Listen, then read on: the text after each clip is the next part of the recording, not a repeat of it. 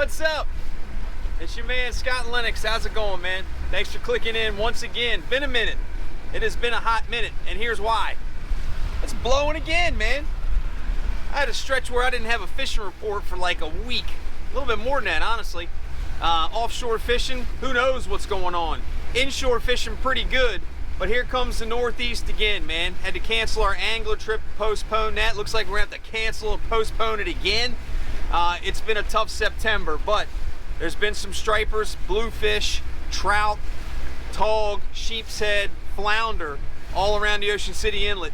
And I don't know when the wind's gonna stop, so I'm gonna give it a shot today. Kristen, maybe wisely stayed home. Got a new TV, wants to watch a little football on that.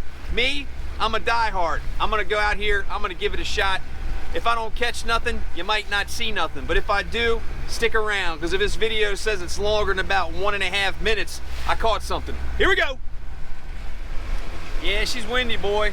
So they're calling for 15 out of the Northeast this afternoon, and it's there already. So just my luck, I get to come out here right when it starts. But good news is I don't have to go catch bait. My buddy Rich Diker is just leaving the Route 50 bridge, catching a bunch of throwbacks, some stripers and that kind of thing. He just gave me a call and said, hey man, I'm about to hit the road, you want my bait? And I said, yep.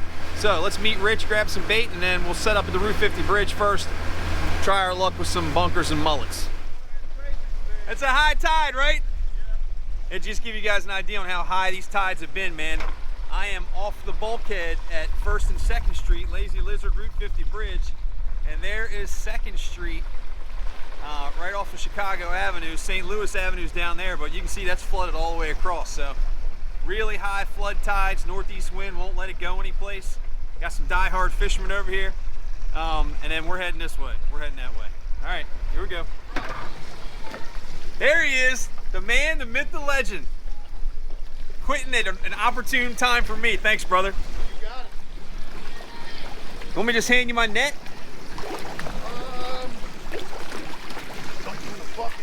Yeah. Look, man, yeah, your live well's right next to mine. Oh, that's perfect, brother.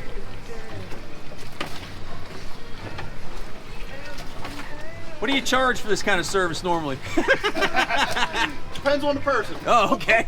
That's the one right there. Look at there. that. That's him right there. That's a 7-pound flounder. Oh, there he is. You're the man. Thank you, brother. All right, Rich. Thanks, brother. All right, I'll give you a report later. Thanks very much, man. Saved me a bunch of trouble. So he just hooked me up with a beautiful, beautiful live well full of bait. I'm gonna see if I can go make him proud. All right, so Rich just helped me out a lot. What I'm gonna do is I'm gonna fish just like he does.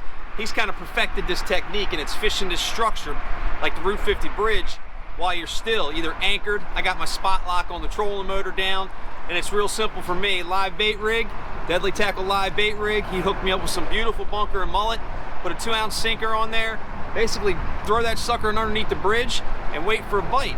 Rockfish, bluefish, you might catch those too. I've seen red drum caught over here, and he's caught some really big flounder in this spot. He just left, said he didn't catch any keepers, but he caught several throwbacks, a couple of rockfish, that kind of thing. So gonna give it a shot. See what happens when this tide switches and see what we catch.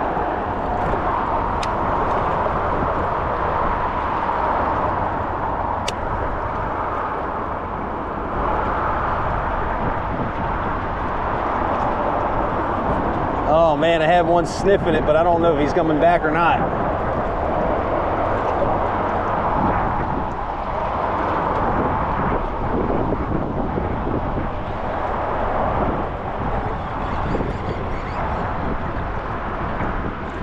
Look at that. Oh, that, my friends, is a flounder bite. Son of a gun. Big old mullet like that. That was a flounder bite. Hopefully he comes back and tries it again. Son of a gun. All right, his tide died out at the bridge. Maybe a half hour it's gonna start going out again, but I was starting to spin and stuff there with the wind against the current. So switching over to the north side of the bridge and try those flounders and stuff again. But lost a pretty decent fish, man. I could feel the weight. Pretty sure it was a bite. Went to pull up and I pulled it away from him and he was just peeled down the side. That's a sure sign of a flounder bite. So premature hook set and 0 for 1.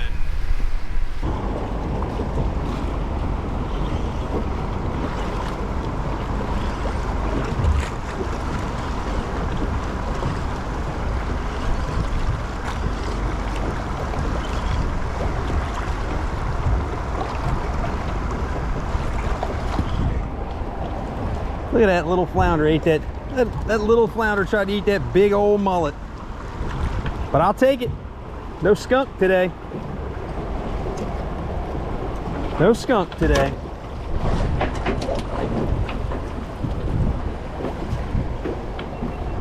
There he is. Paralichthys dentatus, fishing at the bridge.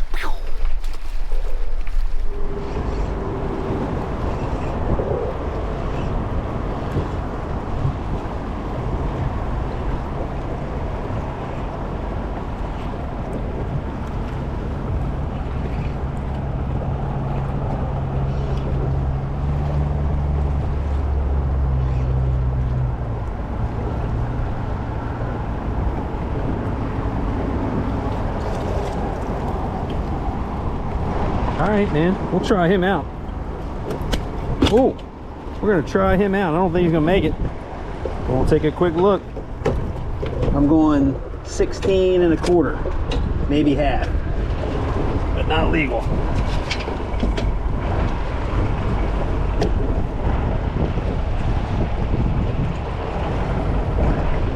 He's about 16 1/8, 16 1/8. We'll take it. Yeah, see ya.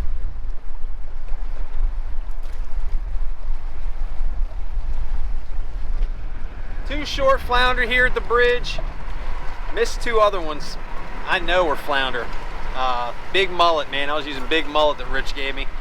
And I didn't let them eat long enough, apparently. They were really, really lethargic. I don't know why. This water temperature's fine. I think it's because it's dirty. This water is filthy, so maybe they're a little bit more lethargic because of that. But they were grabbing a hold of it. I'm talking, I waited 30, 40 seconds on the one fish and felt a little bit of weight, went to pull it away to see if he was still there, and he let go. That's flounder for you. And I texted Rich, you know, he wanted an update on what was going on. He said sometimes he'll let them eat for 2 minutes, and that's a long time, but maybe that's what I should have done this evening. So sun's about to set over here on the west.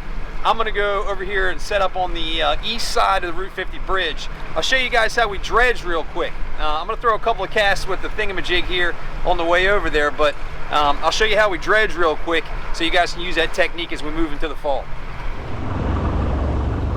All right, guys, so this is the dredge. This is a Man Stretch 25. That's what I use. This pink color's been pretty good to me. It's a dredge because this lip right here, this lip on the front grabs the water and then it planes down like this, down to a depth of about 25 feet. So what I'm gonna do is I've got 50-pound leader on here, real heavy leader. I've got this on my real heavy JPR. This is my Tog stick, extra heavy stiffness to it, 7-footer cork handle. I've got this Trinidad here. I've caught some big rockfish on this thing, 35 plus inches here at the bridge. And what you want to do is you want to either do incoming tide, outgoing tide. I like to set up about 30 or 40 feet from the bridge. You basically lay this thing in the water and then you just let it drift away from you. When it gets what you think is the other side of the bridge, you're going to lock it up and then you're just going to kind of work it along the pilings, work it along the bottom. You can move the boat back and forth. You can move it from side to side and you're basically going to see that thing back there fluttering. You can see it, the rod tips back there working like that, and you want to move it back and forth, show like a wounded bait fish, and then you're gonna get a bite. You just wait, set the hook. It'll usually set the hook itself because you got treble hooks back there on that thing. Be careful with those. And that's it, man. You just let it down there, let it do its thing, and hope that a rockfish or bluefish or something like that comes along. But that's basically dredging in a nutshell. So I'm gonna give this like 10 or 15 minutes before the sun sets, see if I can catch something. Got some bridge guys up here showing up, casting bucktails and that sort of thing, but that's basically it. Heavy stick, real heavy reel, 50-pound, 60-pound braid on there, 50, 60-pound monofilament or fluorocarbon leader, and then a stretch 25 or stretch 20 to do the trick.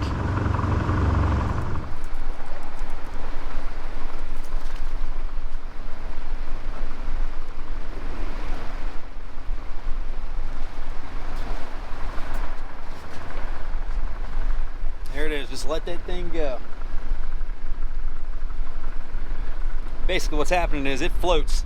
So it's heading back there to the other side of the bridge, and then when it gets to the other side of the bridge, I'm gonna lock it up and I'm gonna slowly retrieve it to the boat. It's gonna use the lip, dig down to 25 or so feet, and come along the bottom underneath the bridge. Don't expect to catch anything, last cast, but beautiful night. I'm glad I waited for the wind to die down a little bit because it's gonna be a wet ride home anyway.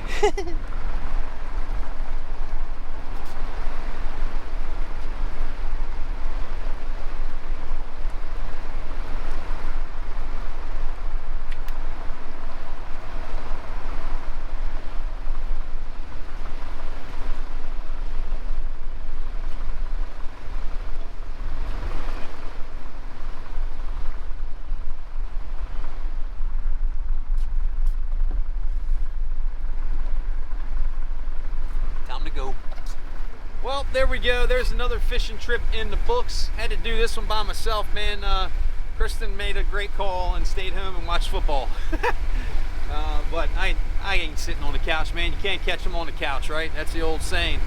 Had 2 really nice flounder bites and didn't come tight on them. Had 2 throwbacks, and one fish was 16 or so inches. The other one was a little rat.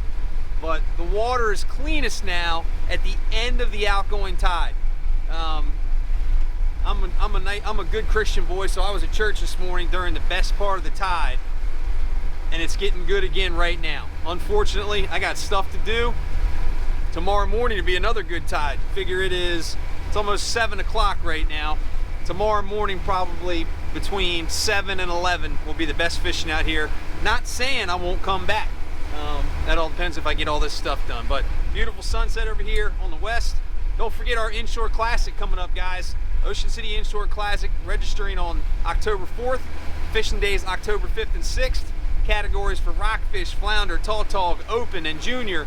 And it's going to be a great event, man. We got a great t-shirt design already done, ready to go. We got some really cool buckets this year. First 50 boats that register get buckets. And it looks like it's going to be another great event. Hopefully the weather holds out because this weather for September has sucked. Hit the social. Thanks for watching. Drop the questions and subscribe. See you.